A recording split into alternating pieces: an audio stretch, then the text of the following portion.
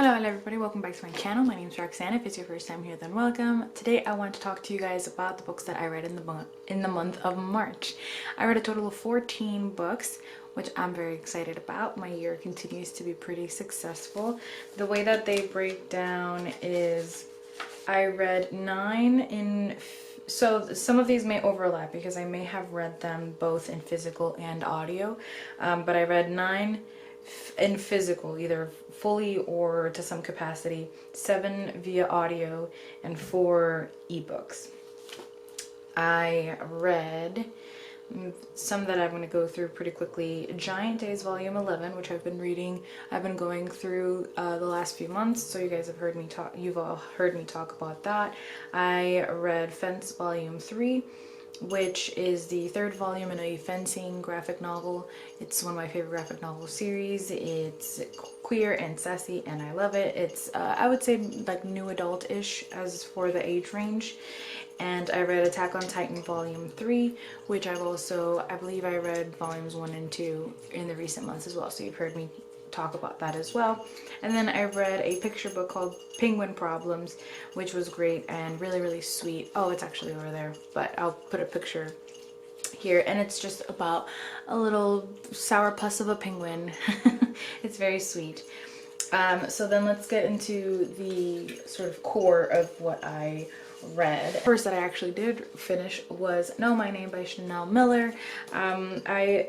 Graphic trigger warnings for sexual assault and gaslighting and the sort of post-traumatic stresses that occur after a sexual assault and having to continue to relive it. So Chanel Miller was sexually assaulted by Brock Turner, who was a student at Stanford, if I'm not mistaken.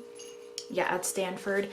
She went to a party. She had already graduated college. She went to a party with her sister and a friend, and he took advantage of the state that she was in. She had had a few drinks, which is absolutely in no way to really mean anything other than he took advantage of that and assaulted her. She was saved by 2 international students who were walking by, saw what happened and chased him and actually and caught the guy. And it's just her reclaiming her name, her story, who she is, and sharing that with us. And it is incredibly heartbreaking, and it is beautifully written, and you just feel for her so much. And I tabbed it so much because there's just so many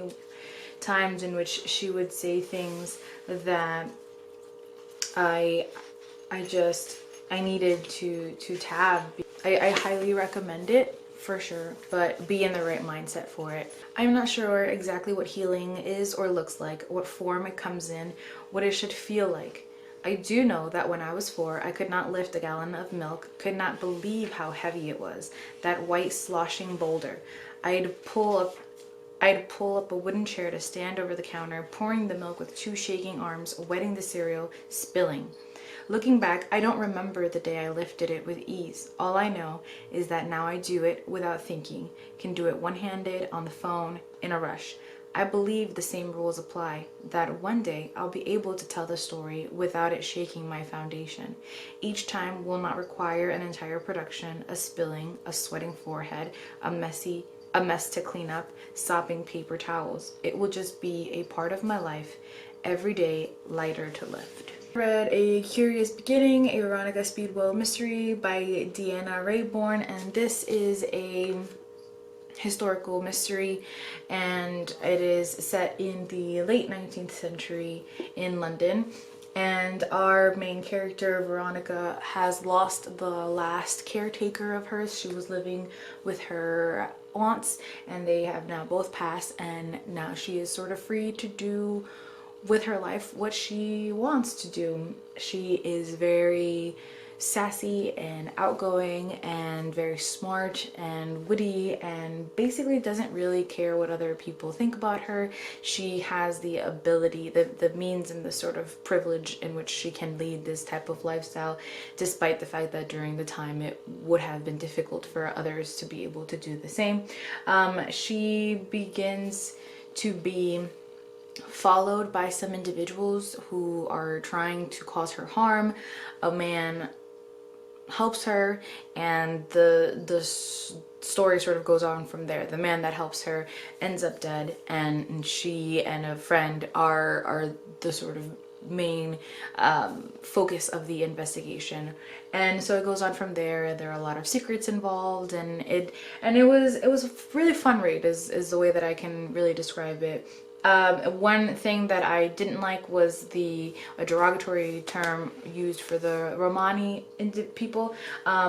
This was, I think this came out in like 2015 for some context. So not terribly long ago, but perhaps, hopefully by now this author knows to not use those terms.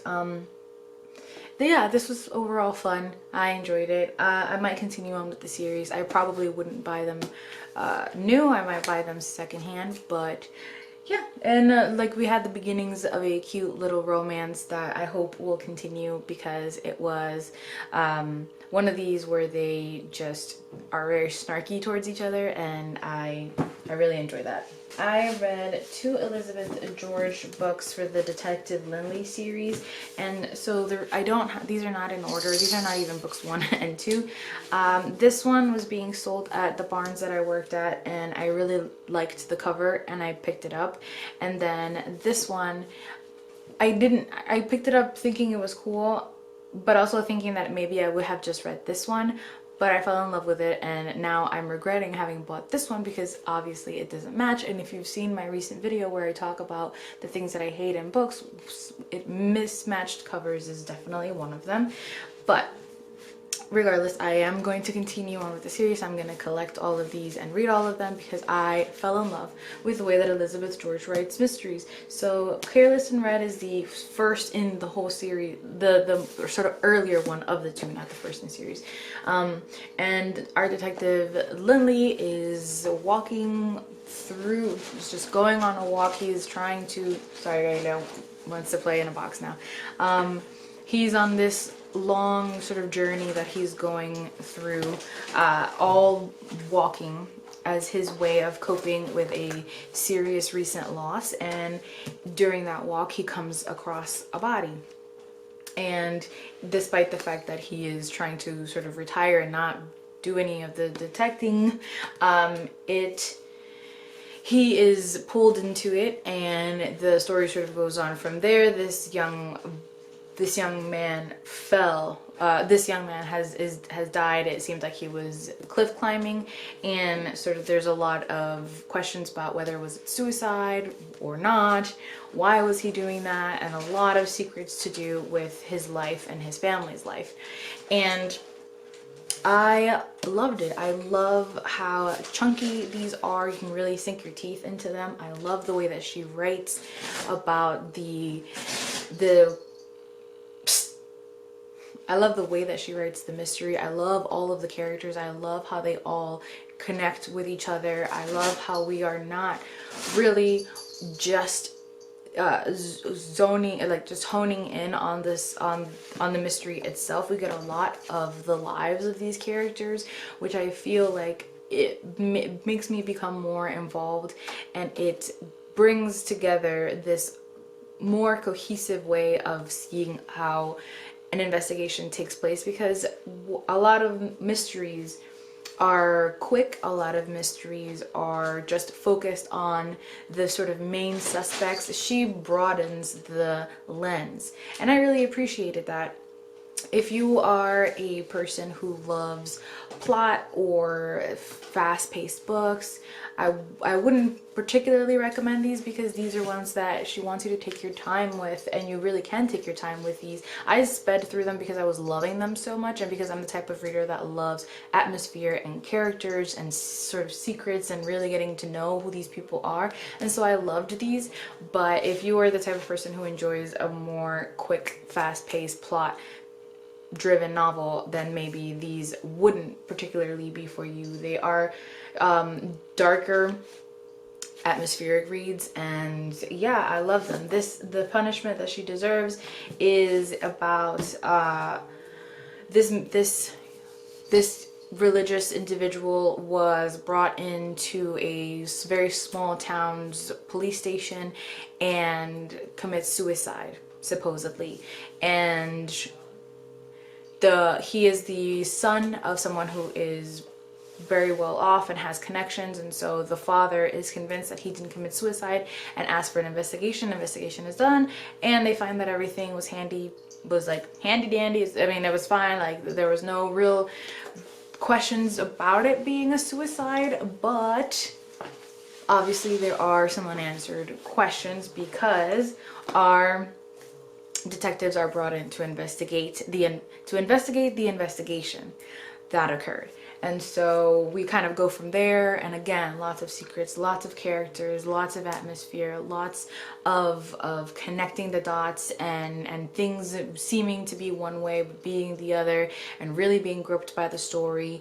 And I loved them so much. I loved both of them. The thing that sticks out to me about these two negative wise is that for some reason there was just unnecessary comments on weight, on fatness made, which just didn't really need to be there. I don't think they didn't add anything to the story. The characters themselves that they were talking about were not in any way integral to the story. Nothing about their weight had really anything to do with anything other than it was mentioned. And I just saw that it was completely unnecessary. It's unfortunate that it's in both of these, but hopefully these are 2 of 20, so I'm hopeful that not all 20 have those types of derogatory sort of comments on overweight fat individuals. Our main character is a white, very well-off man, but he has a partner who brings him back down to earth a lot, and so I appreciate that sort of commentary there as well. I mean, if you like Tana French, if you like those types of longer books that you can really dig your toes in and dig in, then I would recommend these for sure. If you are looking for more of the faster paced, fun mysteries, then perhaps the Satapur Moonstone or the Mystery of 1920s India series. This is the second in the series. Our main character is brought in to try to determine what the educational path of a young boy who's set to become the Maharaja of a village or a town. And so he is underage. His mom and his grandma cannot come to an agreement on what his educational path should be, and so she is brought in from the government to determine what is best. And they are not allowed to see men or outsiders, so she, being a woman, can go in and speak to them. And it's great. What I love most about these is that I love our main character. I love how smart she is. I love how much agency she has. And I love how much you get to learn about the time during these, and in a very effortless way. It doesn't ever feel info dumpy. It feels like just in the getting to know our characters and getting through the mystery, you really do get to learn so much about customs, gender, law.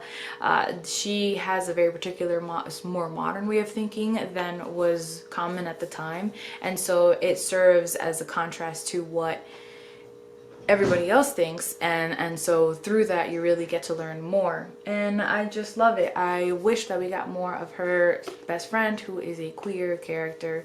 She's just very briefly in the beginning of the story, but overall I absolutely loved it. A couple times I felt like I got to the sort of resolution of something quicker than she did, but like I said, I really just love these a lot. Another mystery that I read was The Alienist by Caleb Carr.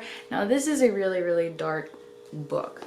So I have a whole list of trigger warnings for this, or content warnings. So they include child molestation and rape, homophobia, torture, graphic depictions of violence and mutilation, and animal torture. Not animal torture shown on page, but the aftermath of it. They find the body of the animal that has been tortured and killed. So this is if this sort of feels like a much darker 19th, or late 19th century Criminal Minds episode. We get to see our main character, who is a New York Times reporter, be paired with this psychologist who has a very different way of thinking about the mind and the way in which we might be geared to act and behave certain ways based on what our past experiences, especially our childhood, was.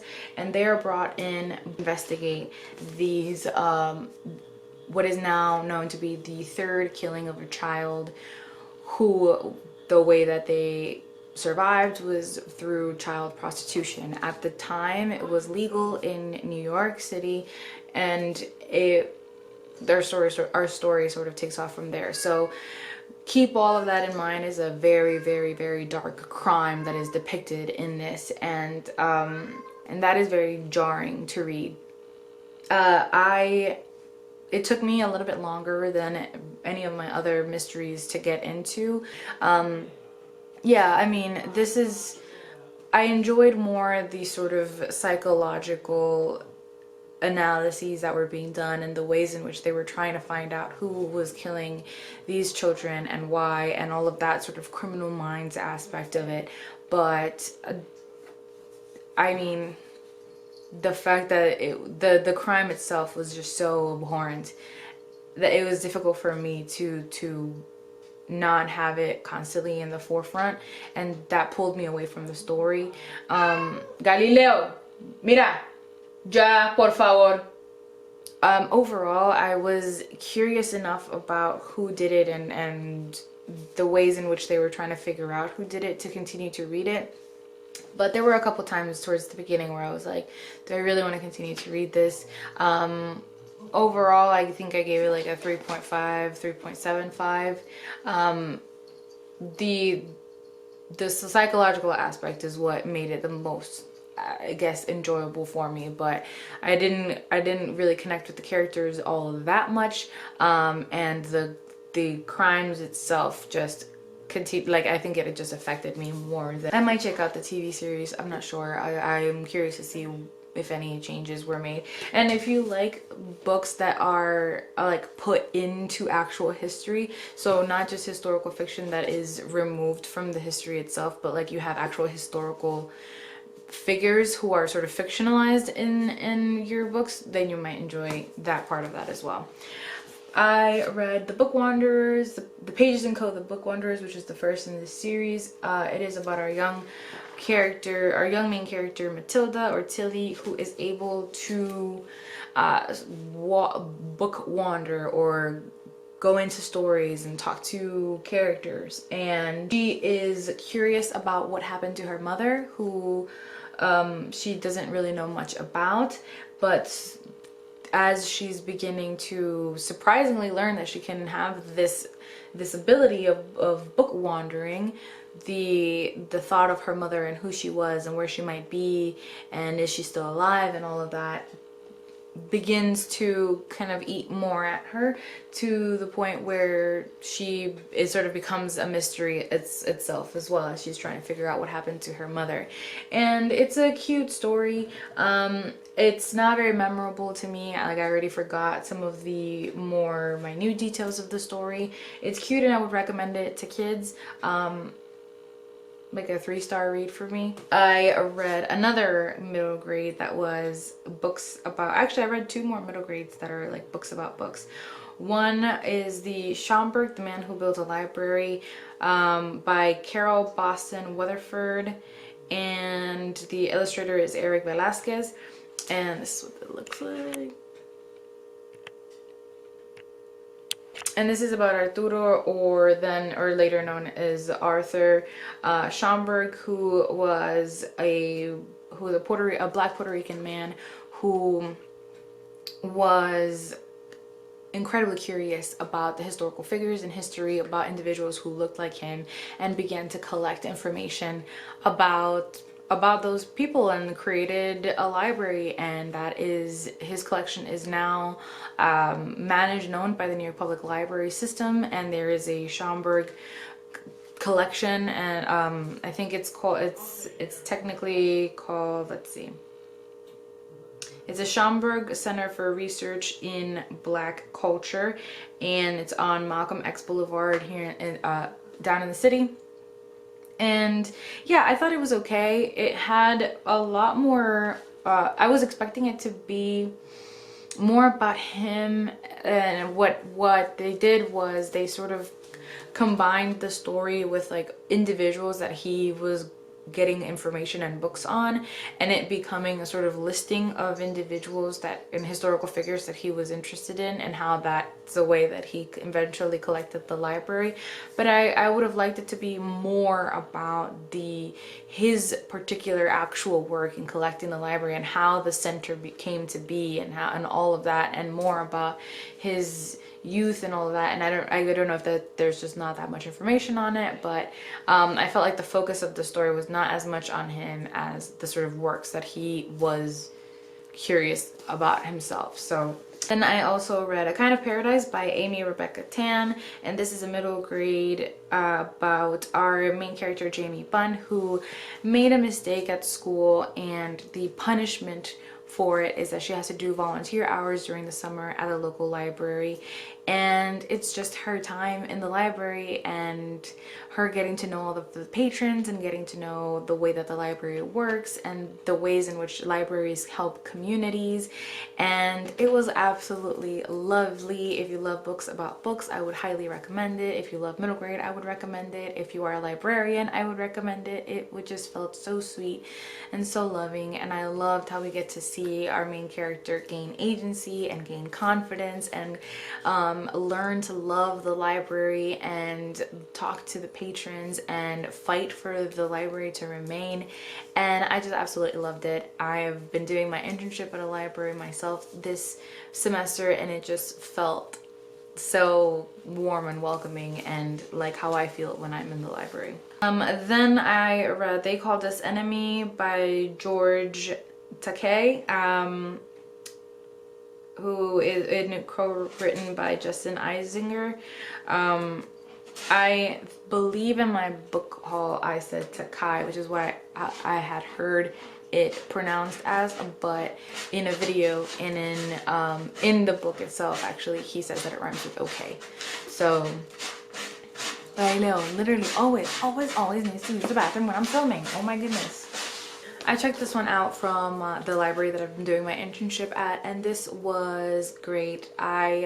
It was a really heartbreaking story about the internment camps that were created after the attack on Pearl Harbor, and the ways in which Japanese Americans and just Asians in general were treated by this nation. And, you know, lest you think that the current attacks on the Asian community are new, or you believe individuals when they say that this is not America, I would highly recommend that you read this book, because this has been part of the DNA of this nation, despite the fact that the government has tried to make amends, and I believe did like sent out payments as apologies, and there is a museum and all of that stuff now.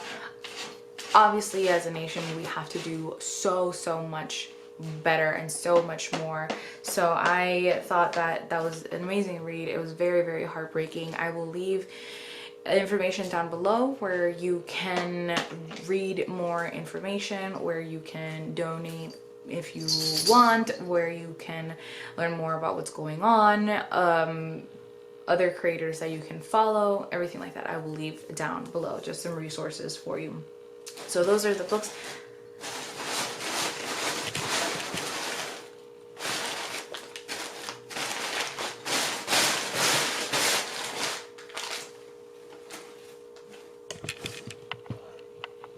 I swear, it really is like, he's like, oh, you need quiet, you're filming? Not happening. These are the books that I read in the month of March. I had a great mystery month and an okay middle grade March. As always, thank you for watching and for listening. Let me know what you got read this month, if you have read any of these, and what your thoughts are. As always, thank you for watching and for listening. I love you all very much.